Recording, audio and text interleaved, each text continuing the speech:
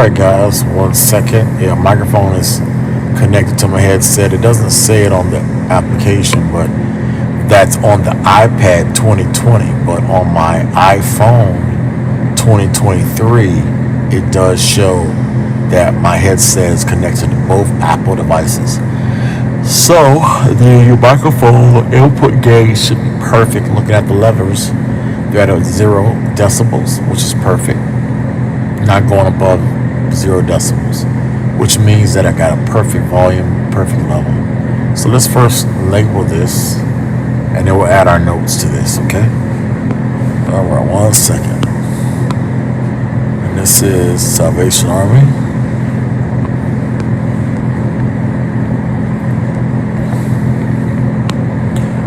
Day 3. Day 3. Rotated that for my notes. Now I can kind of talk and give you my opinion over the 3 days I've been here. I rode past this place hundreds of thousands of times probably in the last 15 years, and I've been fortunate never ever came. Come to find out, when I first got here, it was a very small building. I'm in a small building right now, and there was never enough room because it was a very small building. Do you know that over 2 years I have been in the hospital, they built a new building right next door to it, and all of us are going to be moved over to that building, which means that this building will be closed. It's almost complete. They said it'll be done on the 25th of this month, which I plan to be here because I don't think I'm going to have a job that fast. I mean, God bless you. Even if I got a job, you got to have 90-day probation to pass, and that's hard. And you got to hope that you don't have to be fired again and go back to this scenario again. I'm not going to go into bypass. Right now I'm focused on one thing: my stomach, my colon, my body, my heart, my lungs, my veins, my arteries, my joints, my bones. Disease is sickness, anything that can take me out. And so when I got here on 12:30, actually I got at 4 o'clock this morning. What I did, which I'm proud of, is one, as I put in my little bullet points, I went and I called ChatGPT. I asked ChatGPT what's the process of me to come into the shelter, gave them the address, location. That prompt was phenomenal. They told me the phone number to call. I called it. There was a guy already here, just like at the Harborview Hospital, and just like at the personal care home, it's manned 24 hours. The difference between the personal care home and Harborview is that you don't come in 24 hours. You go to bed and you sleep at the personal care home on the 12-hour shift. So like you basically up 12 hours, sleep 12 hours, up 12 hours, sleep 12 hours, up 12 hours, sleep 12 hours. Here, you're up pretty much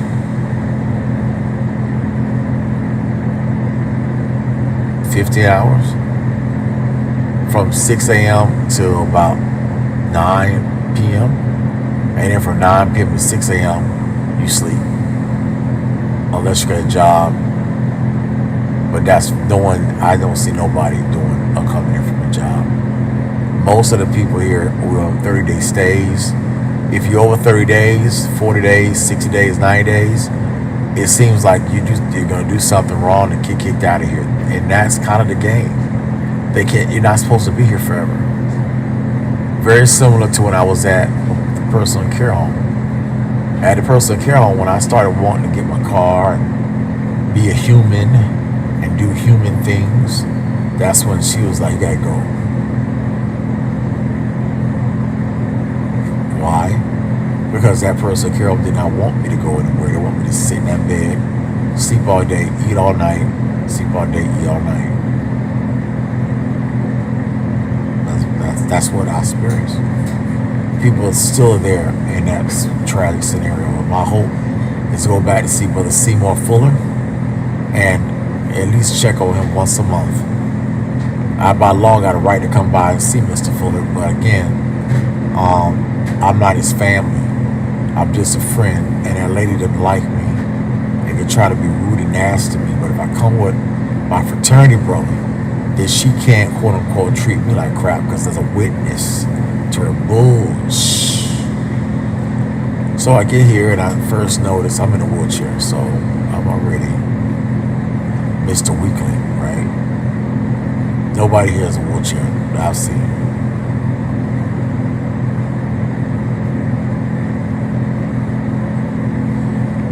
So I got a place around 2 p.m. on Friday.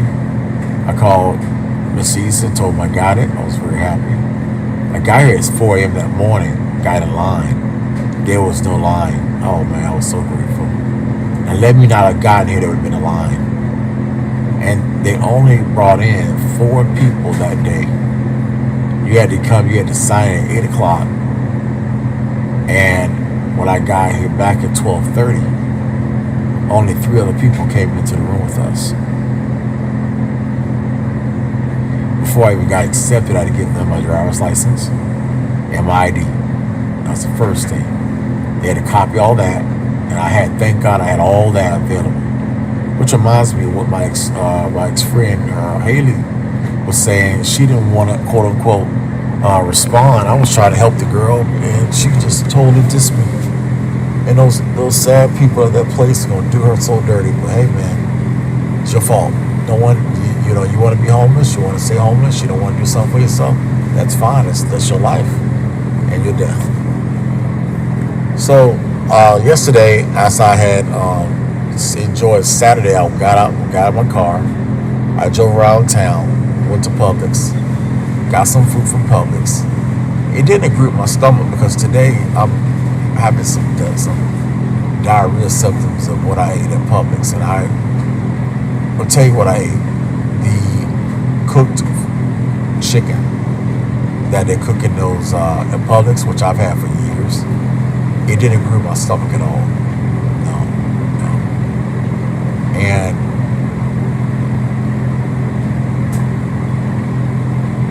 I haven't had anything else besides, you know, chicken.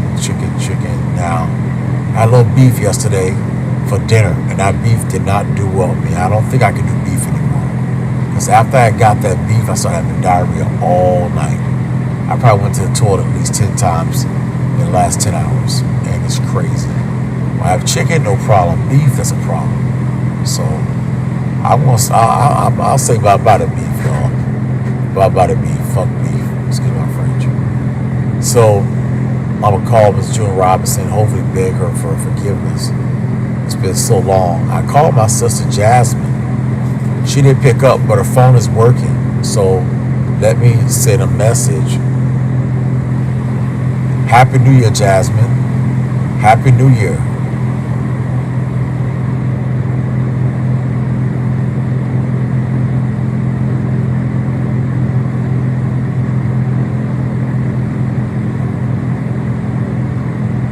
She didn't give me a call, but at least say Happy New Year to her. You be the big brother and you do your part. That's what I did. So I got a message from Andrew Wilson. Oh yes. Good morning, brother. I'm so sorry I didn't reach out to you, but on Friday I got accepted into emergency bed at the LUCKI E St Salvation Army next to Georgia Tech downtown.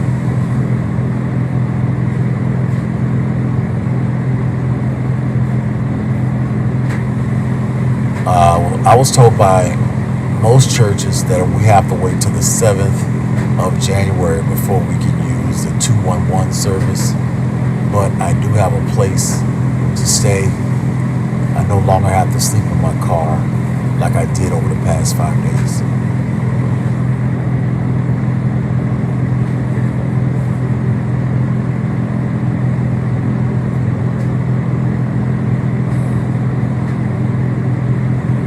All right, let me call you, brother. It's Sunday, so I guess it's best to call you on Monday since you got church. But I just got out of church here at Salvation Army, and I'm working on my examination for my test for my next graduate class. at WGU.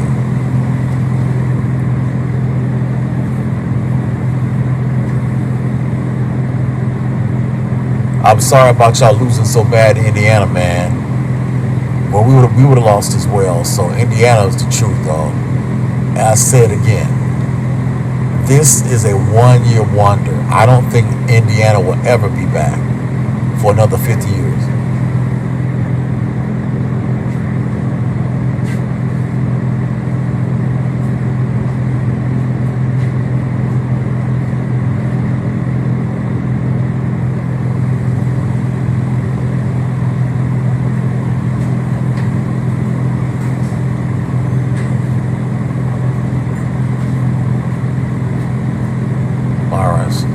So I was on text message, my bros. And notice what I try to do is I try not to call and beg.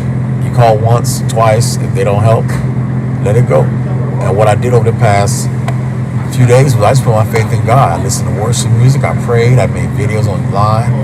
I reached out to people on my internet, online. And then what happened? Favor came. I got here on time. Got the paperwork in. I got to follow the orders. I got a bed. It's on the bottom bunk. I don't have to climb a bunk, being as I'm a handicapped guy. And I've enjoyed it. The bed is soft as I work out, keep my body strong.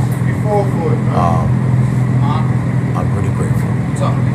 One thing I won't hide is the diarrhea that I got from either chicken that I got from Publix at 7 a.m. yesterday morning, or what's called tortilla chicken wrap that I bought as well at Publix, or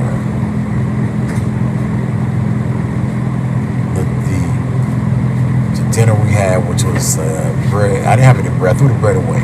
It was green bean. It was vegetables, which I did not have all of my green beans. So I got to go downstairs and I got to get the cans of green beans because I have to follow that order. So one of the things that I will talk to the lady on tomorrow is I will get all my documentation for my chart. I'm gonna have to give her physical papers. She don't got time for me to go online, so we got library. Go to library. We're gonna have to print out my medical list, print out my medicine list, and my food list because I'm what's called an anticoagulant. So I gotta go probably get the blood thinner thing for my arm. So when I wear that, they know, oh, this guy is serious. And because they don't think, and I understand, they don't think that you're doing the right thing.